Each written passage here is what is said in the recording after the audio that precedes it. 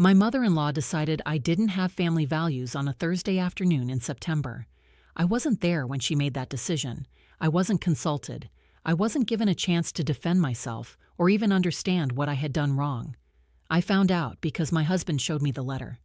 Marcus came home from his mother's house with an expression I had never seen before, a mixture of embarrassment, confusion, and something that looked like defeated acceptance.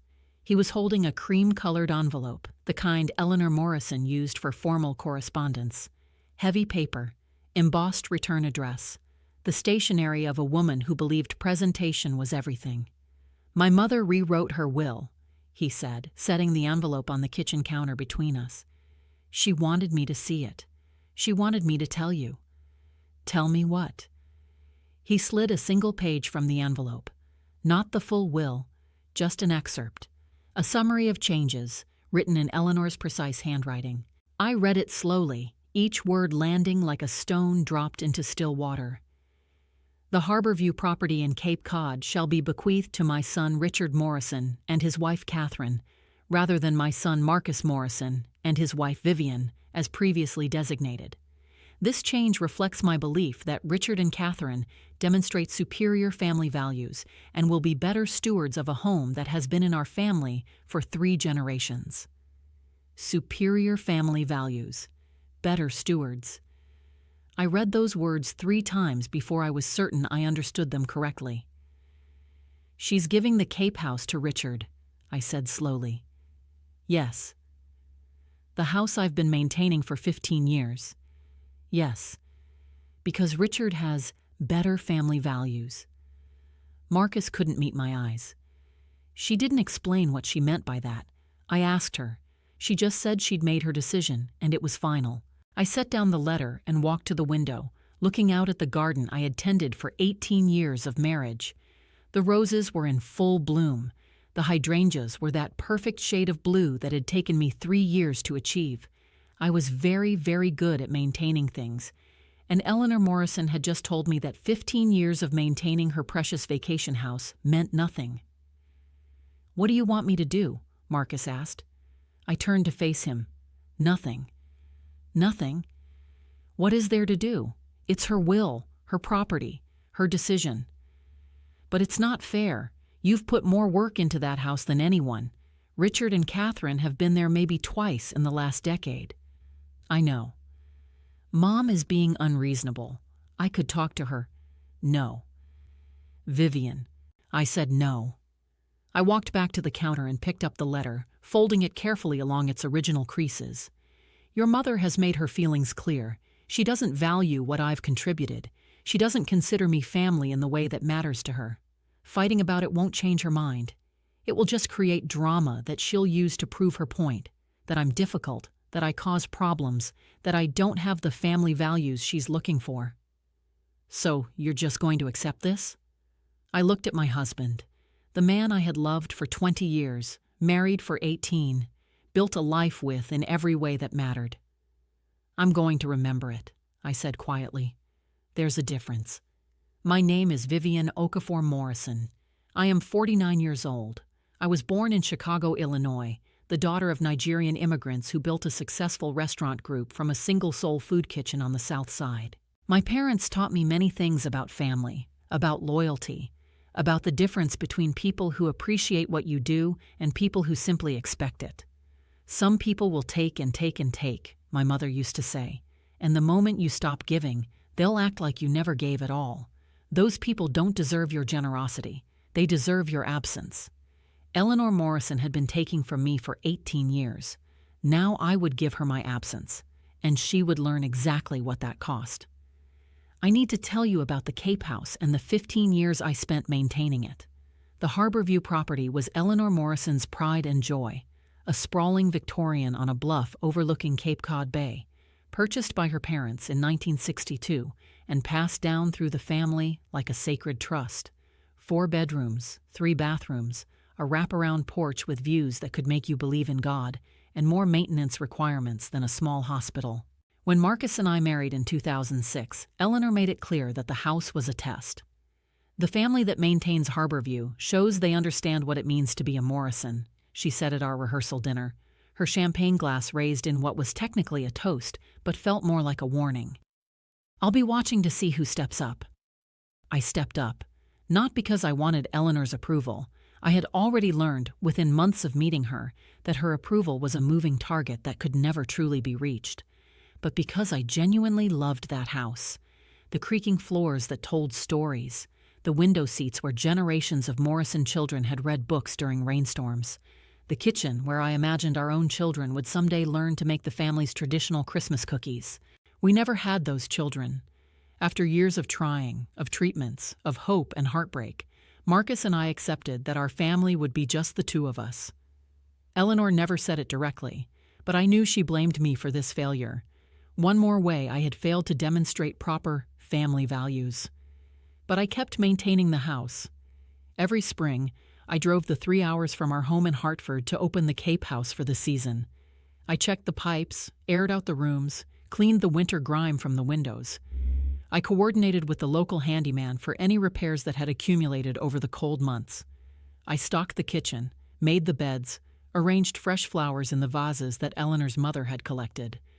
Every summer, I spent weeks there, sometimes with Marcus, often alone while he traveled for work. I managed the rotating schedule of Morrison family visits, making sure the house was ready for whoever was arriving next, cleaning up after whoever had just left.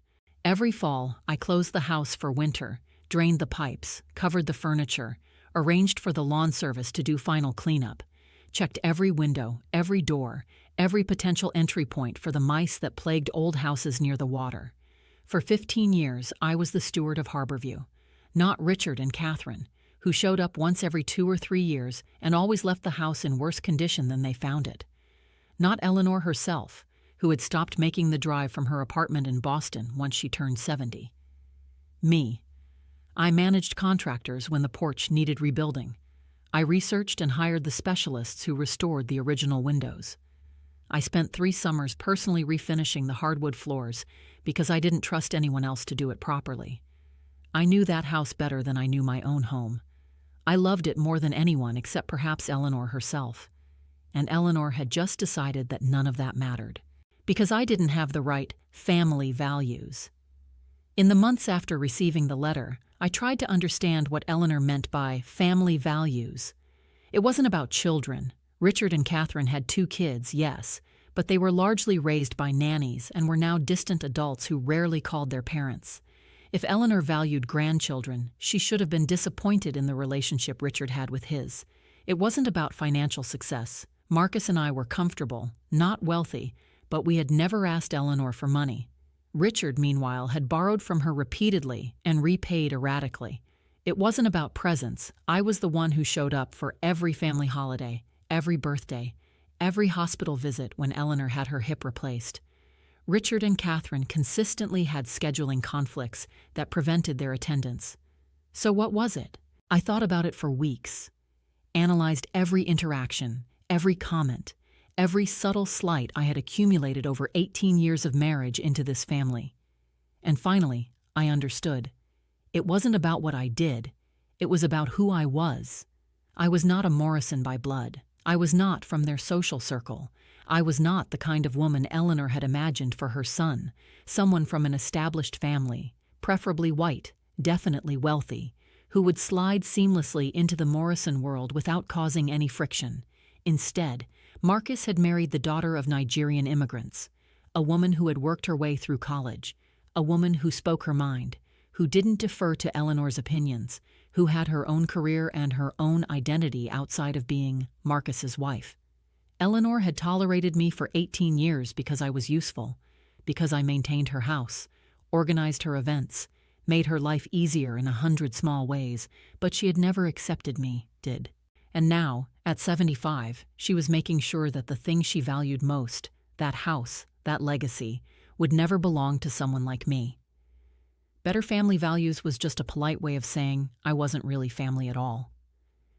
I made a decision in the weeks after receiving the letter. I would not fight. I would not argue. I would not give Eleanor the satisfaction of seeing me upset or the ammunition of a conflict she could use to justify her decision, but I would also not continue to serve. The next spring, when the time came to open the Cape House, I did not make the drive. "Aren't you going to the Cape this weekend?" Marcus asked. "No. But you always open the house."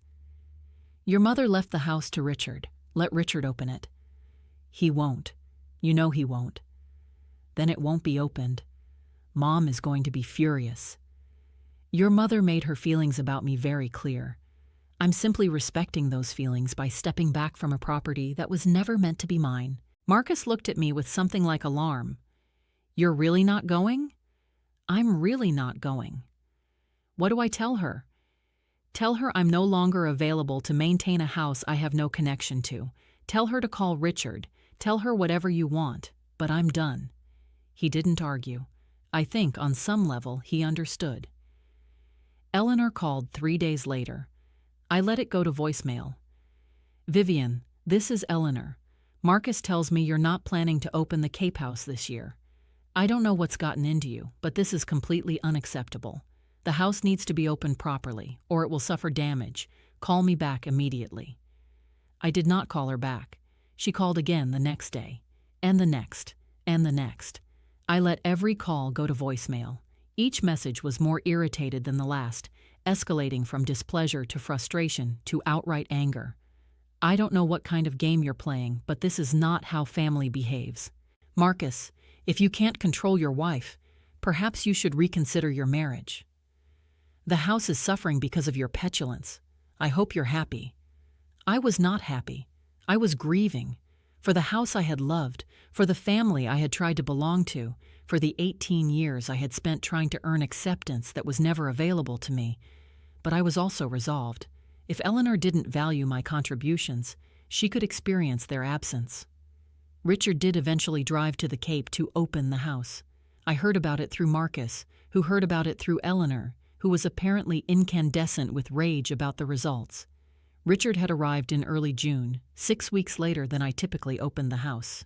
He had done the bare minimum, turned on the water, opened some windows, ran the dishwasher. He had not checked the pipes, several of which had developed small leaks over the winter that I would have caught immediately. He had not cleaned the gutters, which were clogged with debris that was now causing water to pool on the porch roof. He had not coordinated with the handyman, who had a list of small repairs that were becoming medium repairs through neglect.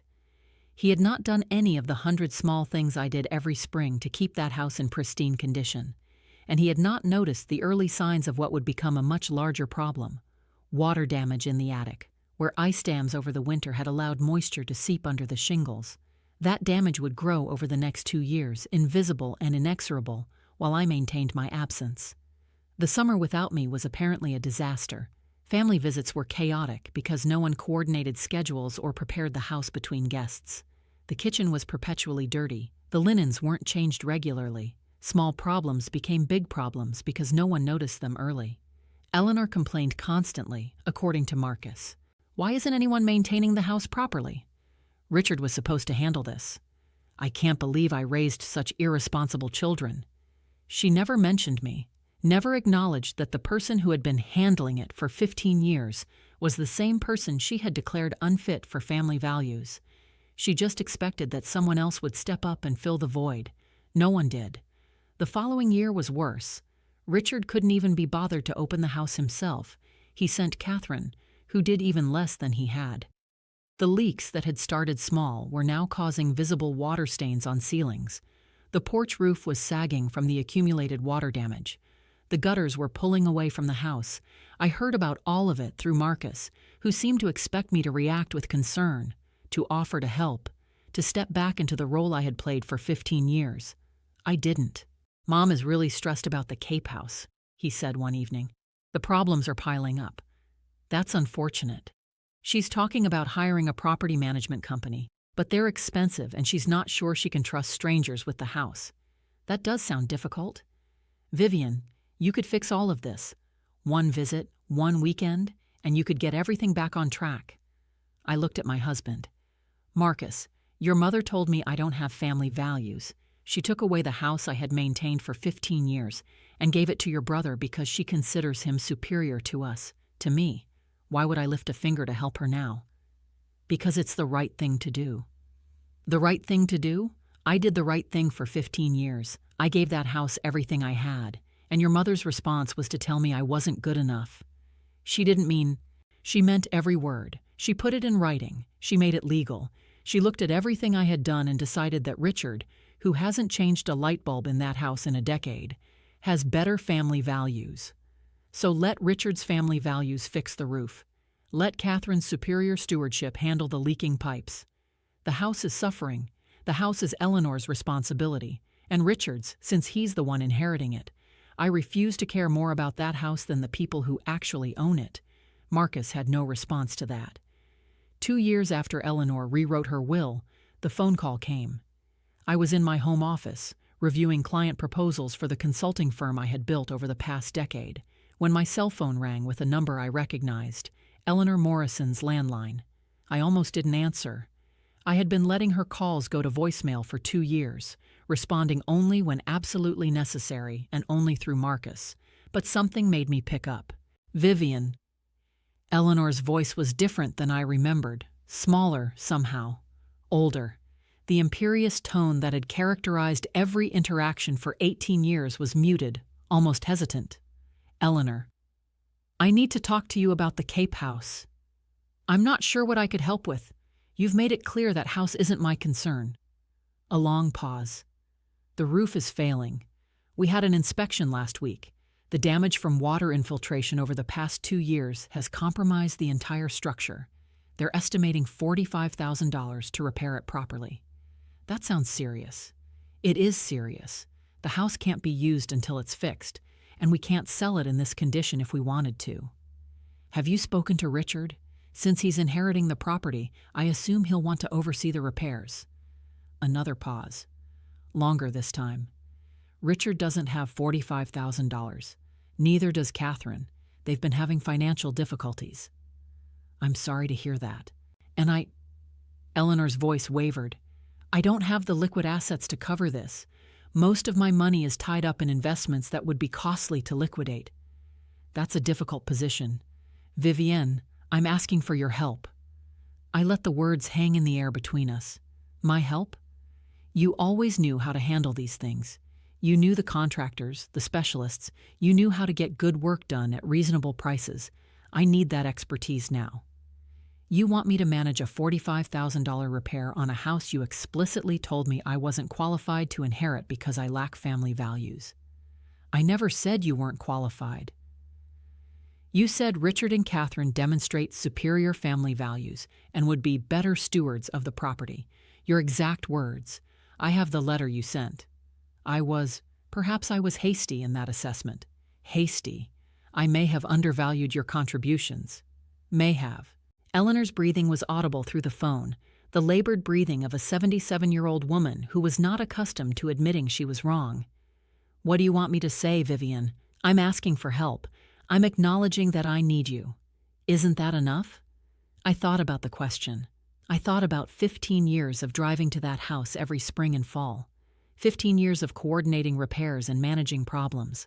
15 years of treating that property like it was my own, like I was truly part of the family that owned it. I thought about the letter, the careful, precise handwriting, the phrase superior family values that had cut me so deeply I could still feel the wound 2 years later. I thought about what my mother had taught me, that some people will take and take and take, and the moment you stop giving, they'll act like you never gave at all. Eleanor wasn't apologizing for what she had done.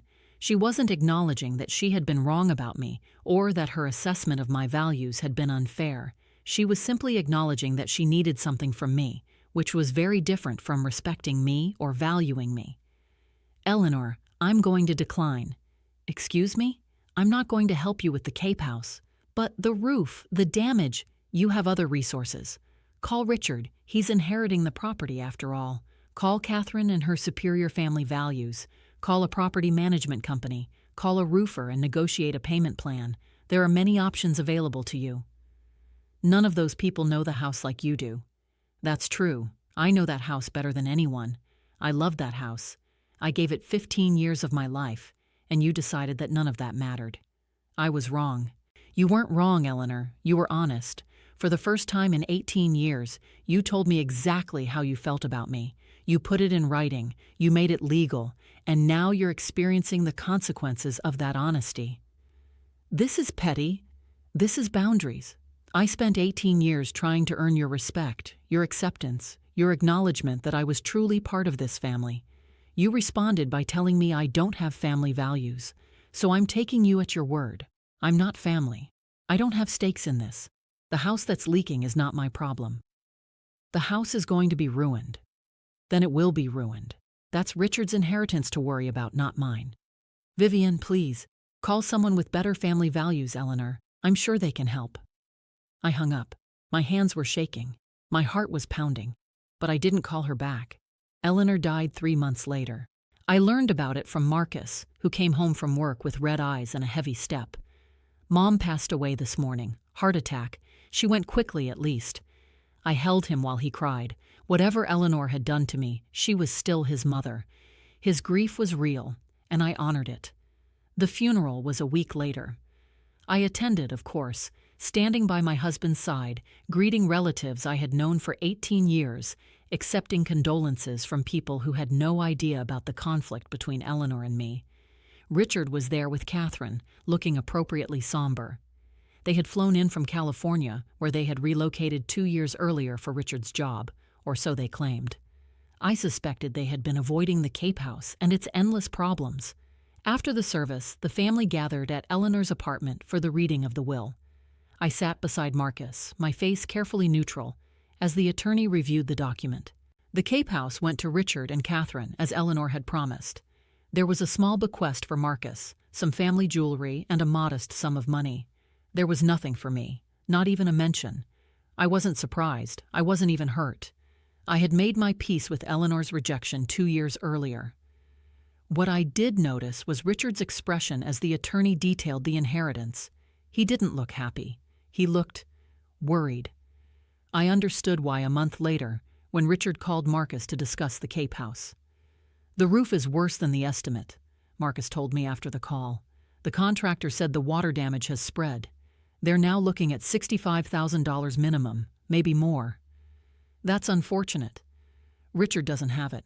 He's underwater on his mortgage in California. He's talking about selling the house, but the real estate agent says they can't list it in this condition. Nobody will buy a house with active water damage. That's a difficult situation.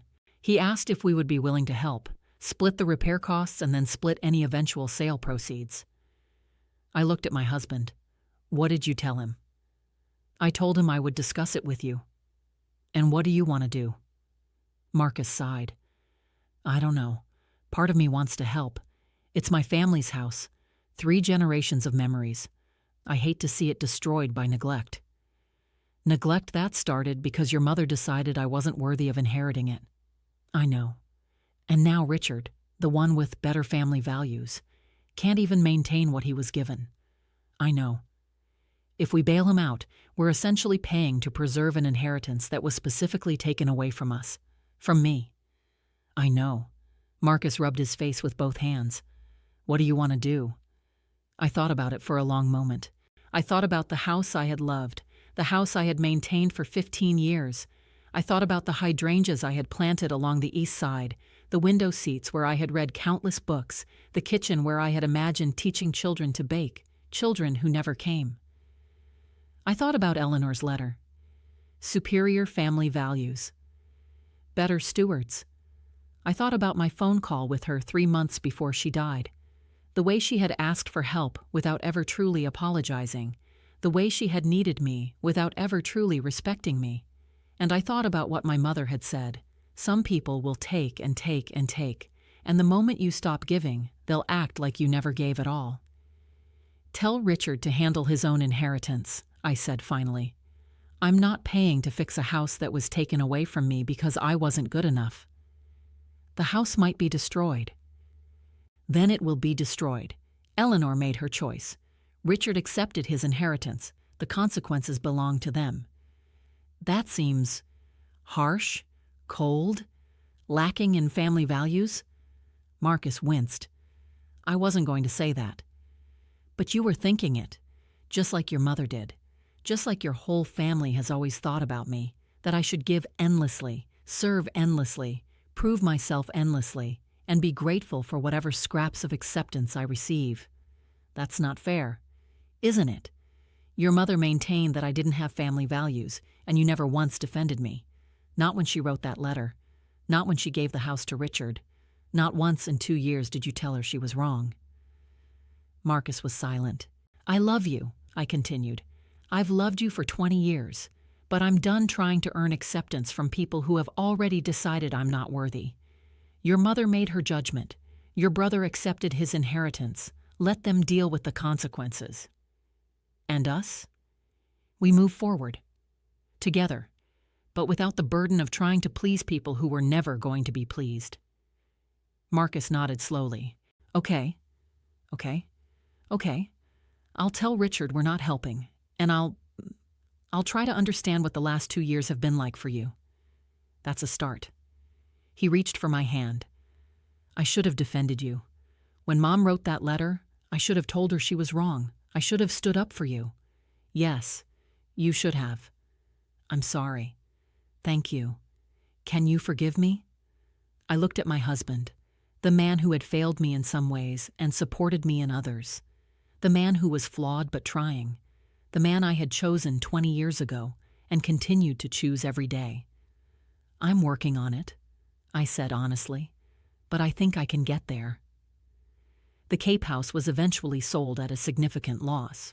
Richard found a buyer willing to take it as is, at a price far below what it would have been worth if maintained properly. The buyer was a developer who planned to demolish the Victorian and build a modern mansion in its place. 3 generations of Morrison family history reduced to rubble. I heard the news from Marcus, who seemed to expect me to feel something. Grief, maybe, or vindication. I felt neither. I felt the closure of a chapter that had been painful to live through but necessary to experience. The house is gone, Marcus said. I know. Richard is devastated. He says he didn't realize how much work went into maintaining it. That's often how it goes. People don't appreciate what they have until it's gone. Do you miss it? I thought about the question. I miss the house I loved, the house I maintained, but that house existed because of my care. Without that care, it was just a building. Buildings decay.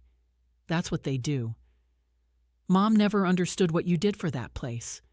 No, she didn't. She saw me as help, not as family. When she decided I wasn't necessary, she didn't consider what my absence would mean. And now the house is destroyed.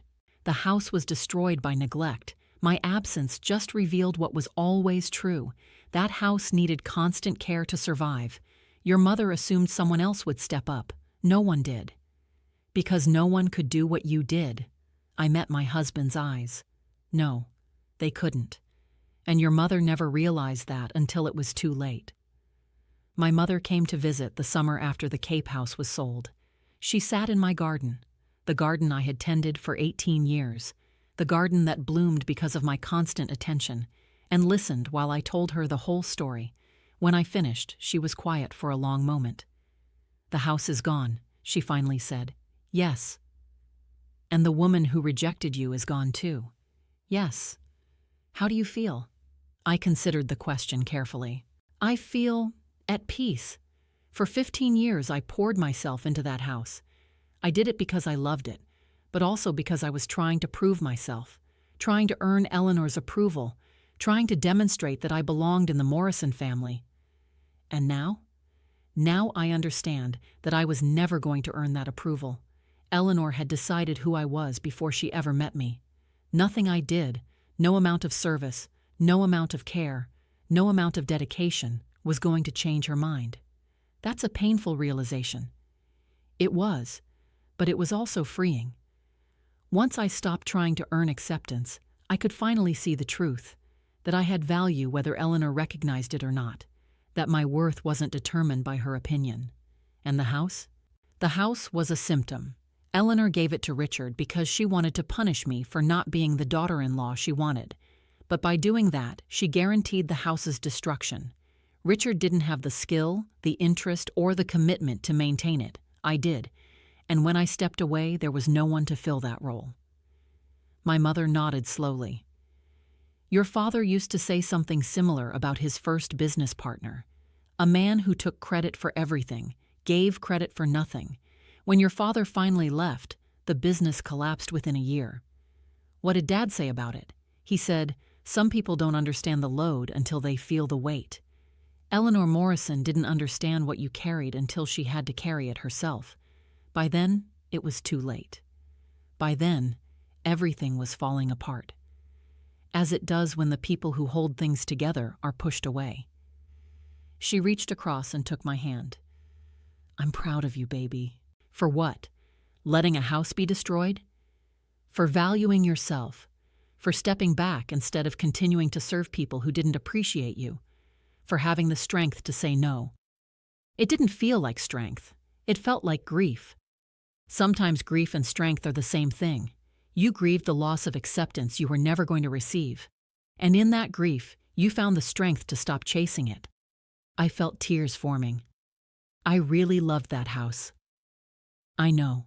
And that love was real, even if it wasn't returned. But you can't maintain something alone forever. Eventually, the people who benefit from your work have to value it too. Eleanor didn't. Richard didn't. And the house couldn't survive without someone who cared. No one could replace me. No one could. And that's both the tragedy and the truth. You were irreplaceable, but instead of valuing that, Eleanor threw it away. And now the house is gone, and she's gone, and the only person who really understood what was lost is you. That feels lonely. It is lonely, but it's also free. You don't owe them anything anymore. Not your service, not your care, not your grief.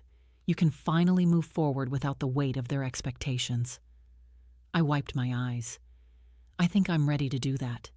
Good. Then let's talk about your garden instead. Those hydrangeas are magnificent. I laughed, a real laugh, for the first time in months. Thank you, Mom. For what? For understanding, for not judging me, for being the family that actually values me. She squeezed my hand. That's what real family does, baby. We see each other clearly, and we love each other anyway. If this story resonates with you, share it with someone who needs to hear it. Drop a comment telling me where you're watching from and whether you've ever stopped serving people who didn't appreciate you. Like and subscribe for more stories about worth, boundaries, and the power of letting consequences speak for themselves. She rewrote her will at 75. She's leaving the vacation house to my brother because he has better family values. I'd maintained that house for 15 years, every spring, every fall, coordinated repairs, managed contractors, treated it like my own. She decided none of that mattered. So I stopped. 2 years later, the roof needed $45,000 in repairs. The damage I would have caught early had become catastrophic. She called me for help. Call someone with better family values, I said. She died 3 months later. The house was sold at a loss, demolished by developers. 3 generations of history gone. Because she couldn't see the value of the person who had been holding it all together. By the time she realized, it was too late.